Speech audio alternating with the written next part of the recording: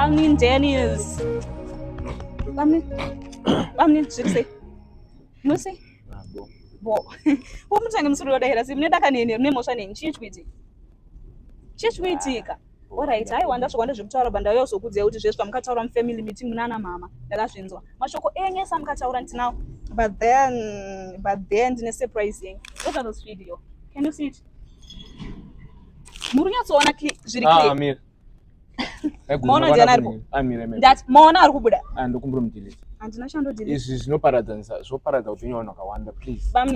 Bamunini, solution yatinayo is very easy. This video will destroy. Simple and straightforward. What I want you to do is muchadaidza ana mama, then mucall for a family meeting. Vanhu vese vangopo muchihumana movadaidza movaisapo. Then tositangira ipapo. Maodzoti mashoko enyu amukataura ese mainyepo. Video ndina Bamunini. But promise munodelete video. Ndati tangoita zvandataura anti bojo. Kana ndiuri bobo Bamunini muri munhu kwaye nini? Tona time. Bo. Musara bo.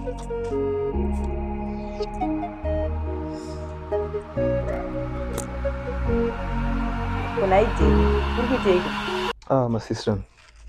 Unogara uchingofunga zvekuita zvembanje. Wakaita sei kwewe? Maya ndokutoriwodya kwangu. Uchadhakwa unoziva mai vaya havazvidi zvaunoita izvi. Ndosaka ndatoitira kuno ndakawanda asi ungani hapana chaungazomba